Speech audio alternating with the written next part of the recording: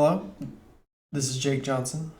This is Case Study X, Release of Information in the Electronic World for Applied Health Informatics in 2017. Members of our team are Jean Reeser, Director of Health Information Services, Christy Merritt, Director of Legal Compliance Office, Alexandria Simmons, EHR Technical Manager for Medical Records, Jimmy Roberts is our Director of Informatics, Brittany Rivers is our Patient Family Representative, I am Jake Johnson, Chief Information Security Officer, and our faculty consultant is PJ Floyd. AHIMA says release of information in healthcare is critical to the quality of the continuity of care provided to the patient. It also plays an important role in billing, reporting, research, and other functions. In this presentation, we'll explore the assertion that EHRs have made ROI much easier in some ways and far more complicated in others. We'll talk about how these challenges affect healthcare system personnel and patients and their advocates.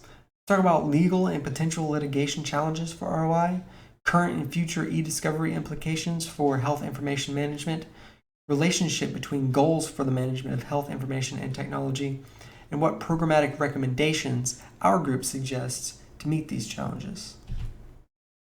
So the question is, have they made release of information easier? Electronic health records, that is. Release of information is a challenge. Healthcare organizations work under tight time frames as they work their way towards achieving meaningful use standards and get incentivized.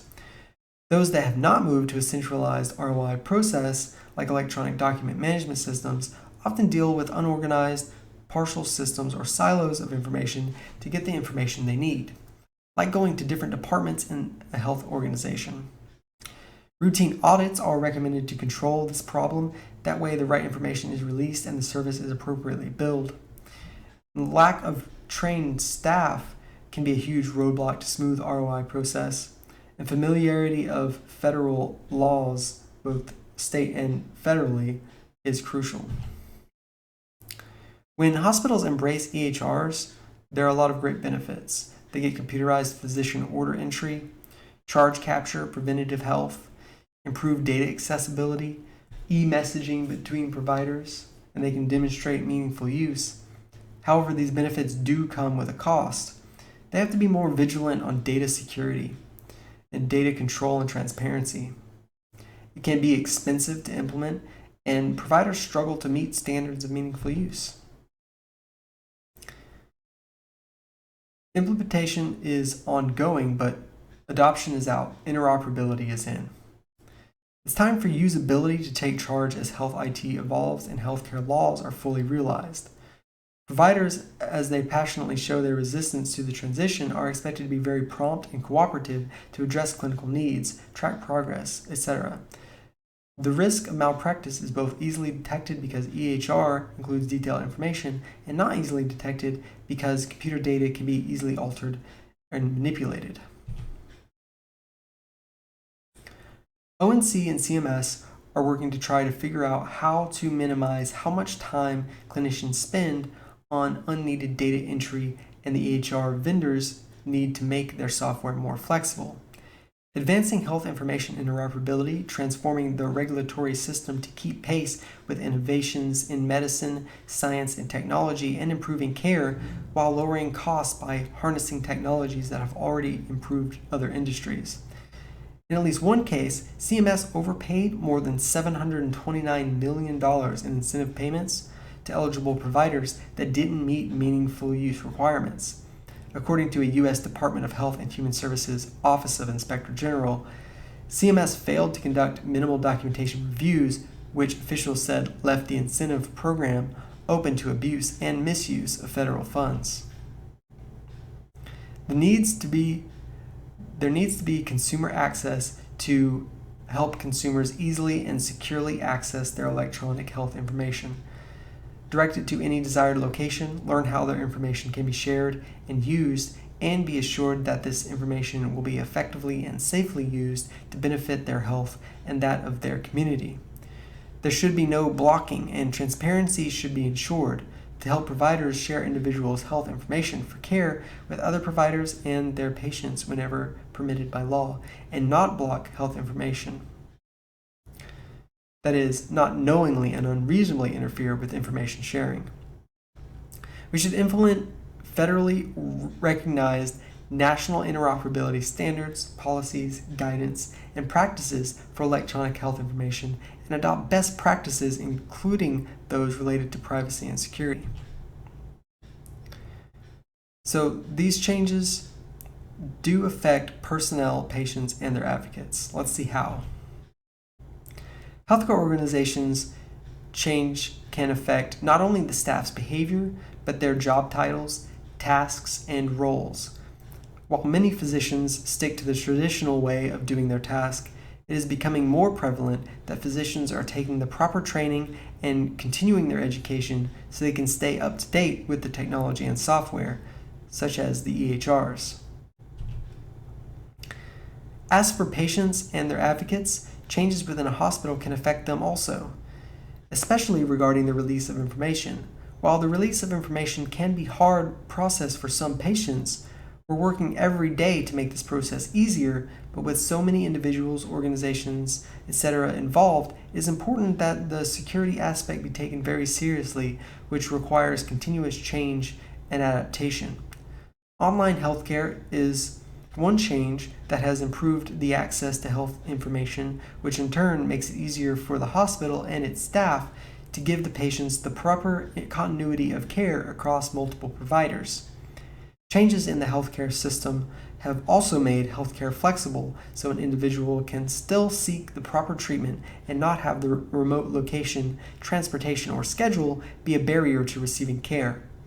Improved health outcomes and improved quality for providers and hospitals can be reached by public rating systems and effective tracking. So let's see some of the legal and compliance challenges regarding release of information.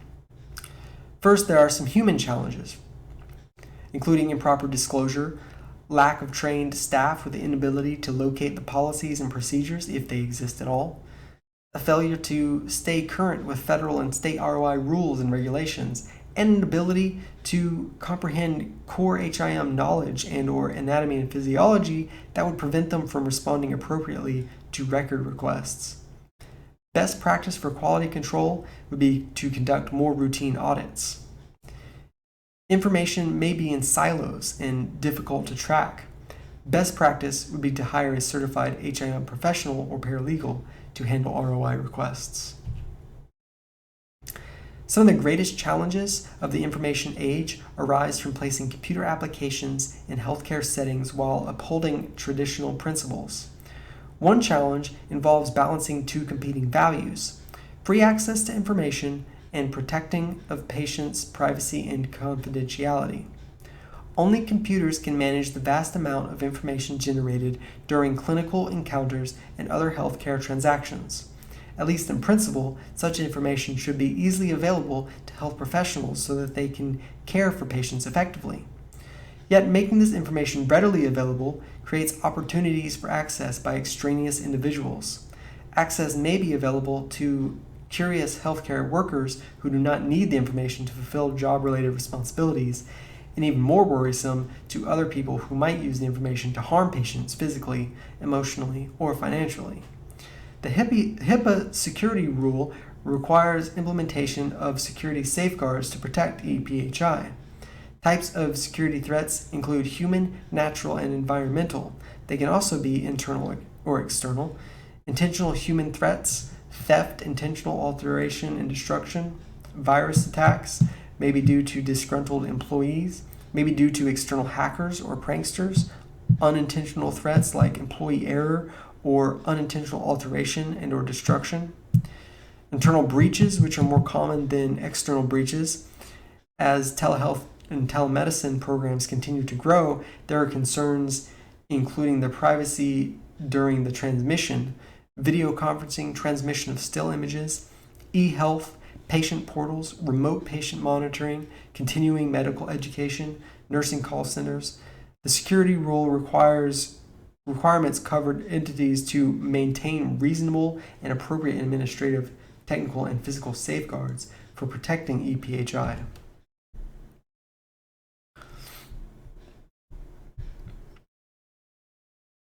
South Carolina itself has some very specific legal mandates. In accordance with HIPAA regulations, psychotherapy notes are kept under strict security and require special authorization for release. Understanding precise and clear interpretation of South Carolina's laws regarding minors versus non-minors is challenging in regards to treatment versus making future decisions or plans for their own health care. South Carolina citizens age 16 and older are considered an adult for treatment for health care. However, for advanced directive planning and psychiatric advanced directive planning, South Carolina law requires the citizen to be 18 years or older to be able to make advanced directive plans. New sciences and technologies always raise interesting and important ethical issues. Much the same is true for legal issues, although in the absence of precedent or legislation, any legal analysis will remain vague.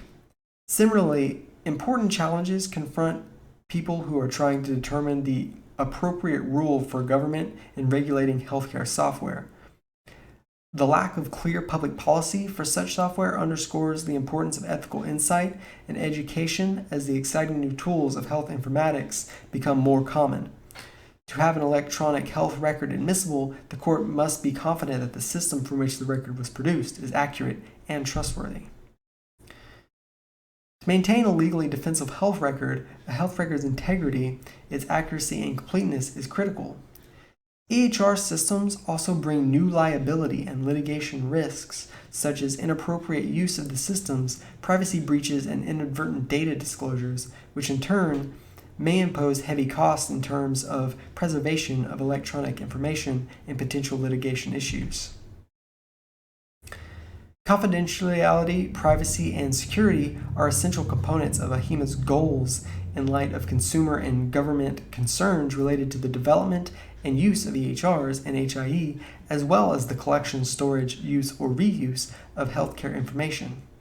Coming from a recent history of HIPAA privacy and security efforts and requirements, and now adding the impact of ARA high-tech legislation as well as state regulatory efforts, it is crucial that standards, certification requirements, regulations, and legislation be coordinated, unified, and administered to maximize the utility of health information while providing the desired protections to instill confidence in the technology and systems that will permit the goal for EHR adoption and use as well as health information exchange. The population of educated and trained health information management professionals is declining as the need for skills in electronic health records and health information networks are exponentially demanding a larger cadre of HIM professionals. Qualified HIM professionals are essential to the planning, implementation, maintenance, and use of EHRs and HIEs in the sophisticated environment. Projected HIM workforce shortages must be examined, understood, and the critical occupation spotlighted. Now let's talk about current and future implications of e-discovery and health information management. Release of information is a critical aspect of any healthcare organization and is essentially a process by which health information is maintained and accessed by authorized individuals in a healthcare facility. According to the AHIMA ROI definition, is critical to the quality of the continuity of care provided to the patient and plays an important role in billing, recording, research, and other functions. Some of the current challenges facing ROI and e-discovery in HIM: paper charts are still being used to provide the patient and to exchange with other caregivers as many healthcare facilities. Very few EHRs have interfaces that can be used to quickly and securely access medical record data, requiring the printed copy. While there are many federal government rules and regulations surrounding privacy and security of health information, currently there is no standard uniform state privacy law in use by all 50 states and the territories, and state laws also vary in focus, e.g. HIV or genetic information, as well as degree of strictness or protectiveness of patient privacy. Validating the accuracy of the data can be challenging. There should be a way to score the trust level of the source of data. Turnaround times on ROI needs to be adequately prioritized, emergencies versus non-emergencies, and should be as short as possible. Data from wearable sensors, EHRs, radiology and cardiology imaging systems, and genomic data are just some of the sources and types of data that will become part of the patient's electronic health information. The costs associated with maintaining and storing that data will increase as the need for more technology and staff who know how to use it are required.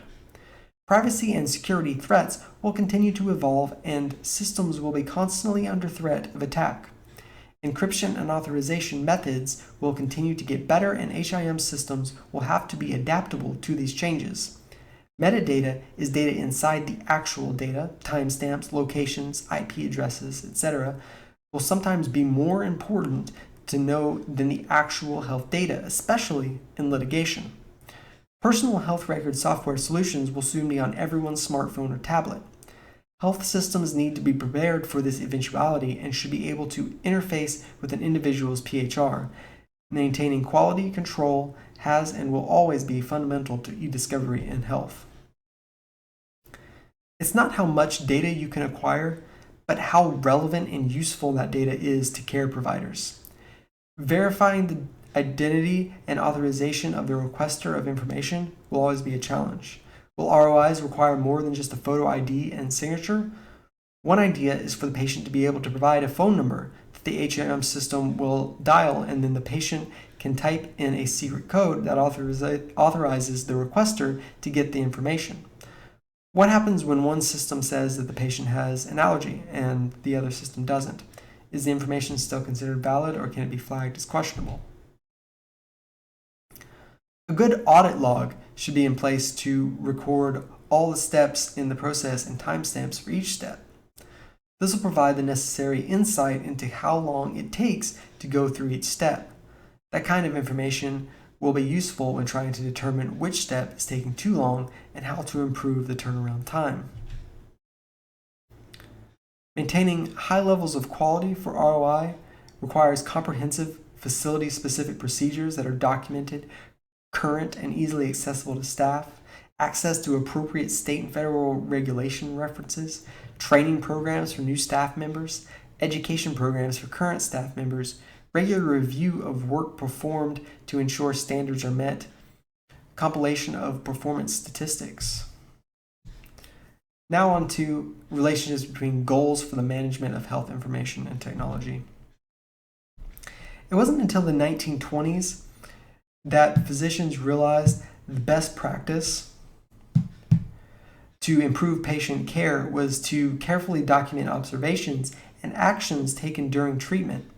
In 1928, the American College of Surgeons standardized the growing number of medical records by creating the American Association of Record Librarians, which is known today as the American Health Information Management Association, or AHIMA.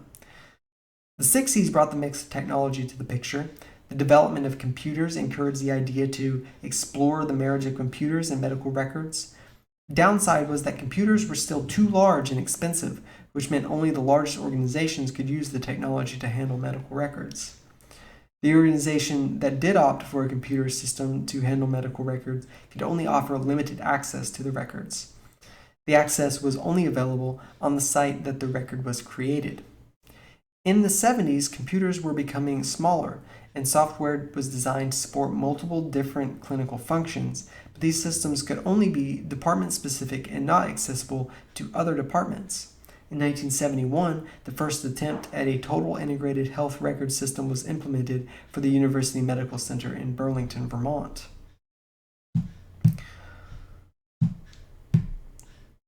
In the 80s brought a need for more integrated, multiple disparate systems. This need arose from the advancement in personal computers and widespread health-related software applications. Even though technology kept advancing, most hospital departments could not access information outside of their own silos, which prevented data sharing. In the 2000s, the importance of integrated health records to enable providers to make better decisions grew, which led to hospitals implementing them to reduce medical error.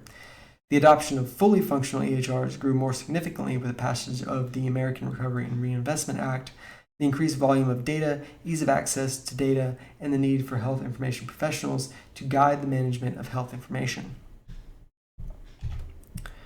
Currently, The management of health information and technology is a work in progress. The United States has a large installed database of systems whose functionality varies greatly. Patient data is typically spread over multiple sites instead of a single institution. Most of the current EHRs in use are provider-centric. This means that the EHRs are housed and maintained by the provider, and the data is owned by the provider. Today, healthcare organizations are implementing EHRs with a high intensity because of the American Recovery and Reinvestment Act. According to the U.S. Department of Health and Human Services, ARRA requires the adoption of electronic medical records by 70% of the primary care provider population.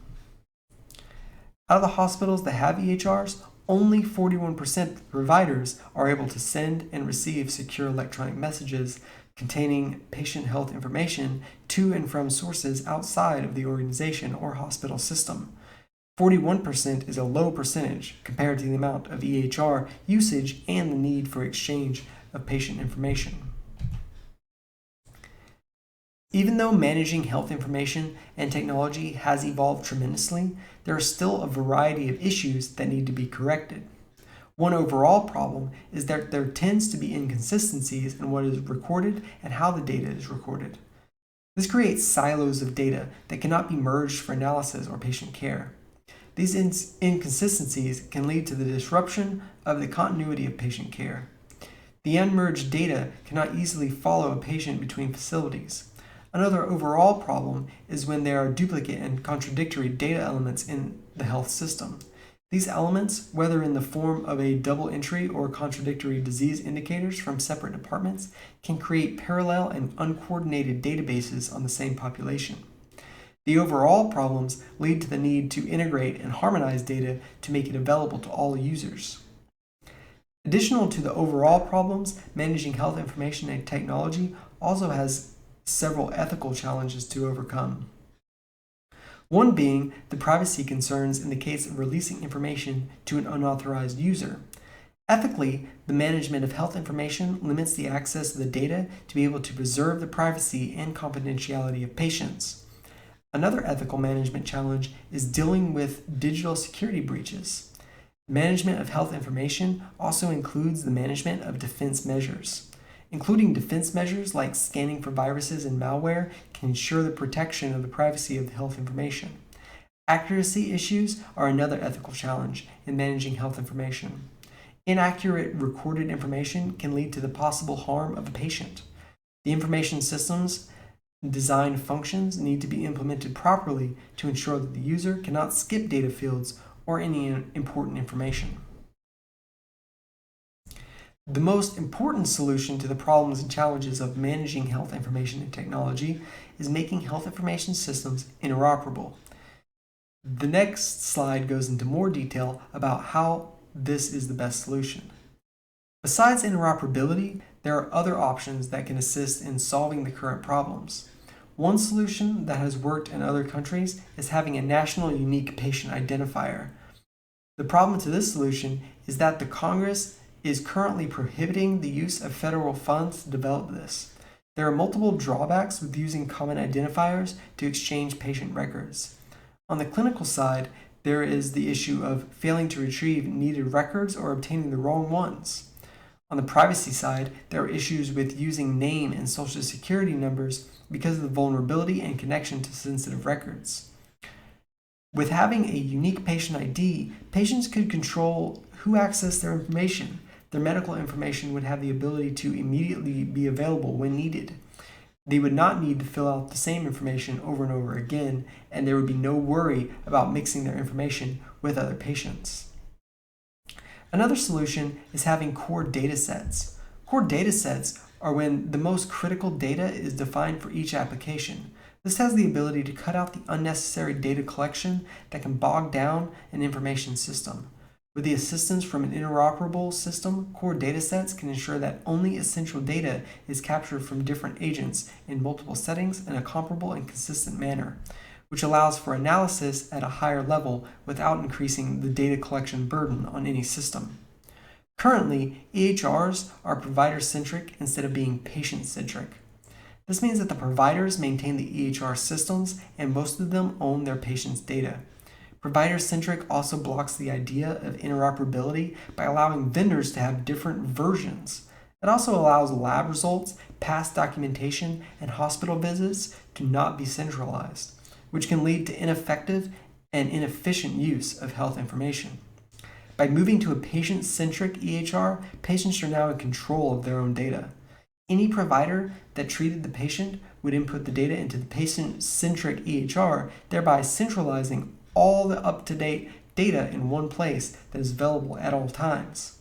Patient-centric would also have the ability to cut down on the duplication of data, treatments, and tests on patients. Interoperability is the number one goal to properly manage health information and technology. The Healthcare Information and Management Systems Society, HIMSS, developed a definition for interoperability. It is the ability of different information technology systems and software applications to communicate, exchange data, and use the information that has been exchanged. Having interoperable systems allows the sharing of data between the healthcare community no matter what application or vendor used. HIMSS also defines a three-tiered model of interoperability that should be achieved. The first level is foundational interoperability. This layer lets the data be transmitted by one health information technology system to then be received by another. Not included in this tier is the requirement for the receiving system to interpret the data. This tier is the foundation of the pyramid, offering only the basic data exchange. That means this level is more on the technical side and not the focus for the clinical aspect. The ease of the exchange is the main goal, ensuring that technology is functioning correctly.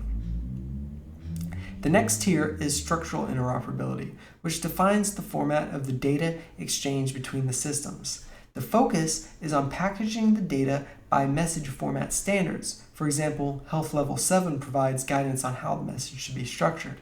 This level is a mixture of both technical and clinical operations. On the technical side, the health data is transmitted through uniform movement from system to system. On the clinical side, the meaning of the data has to be preserved and unaltered. Semantic interoperability is the top of the pyramid.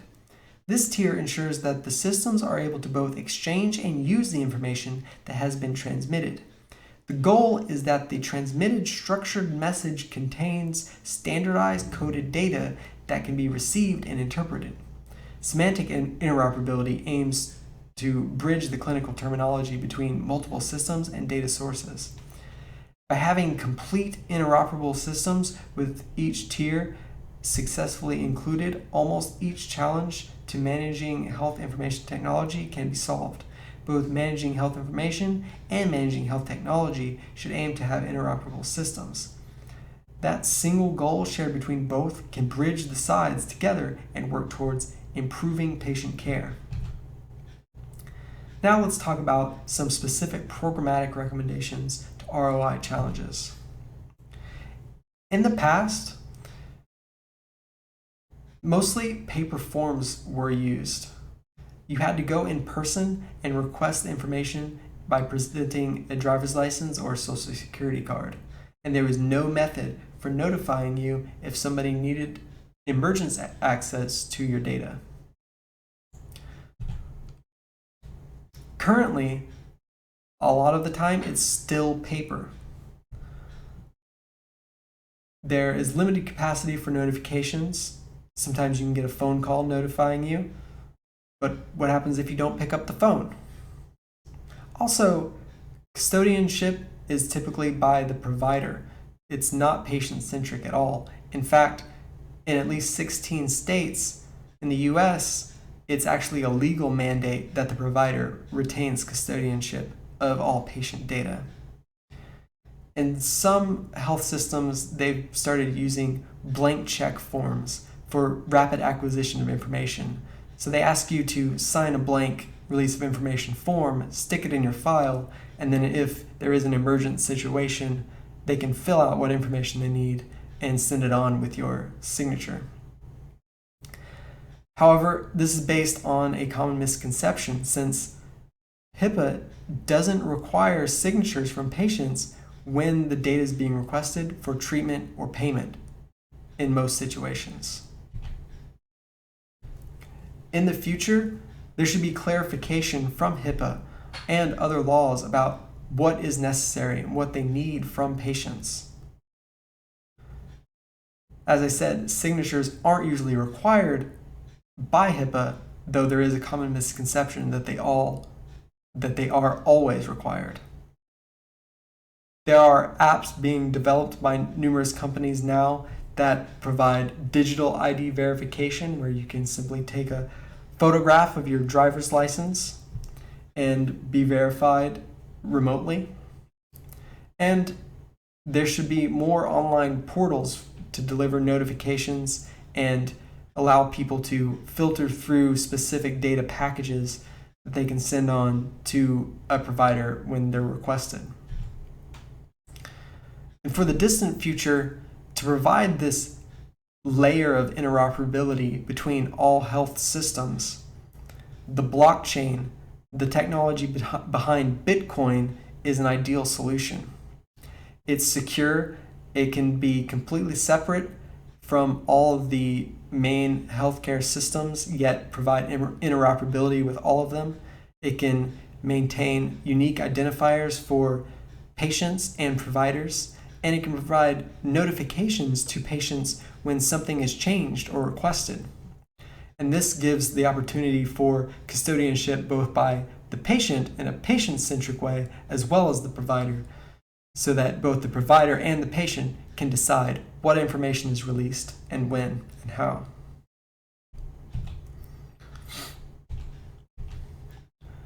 Here are some references. Thank you very much. I hope this was informative. Goodbye.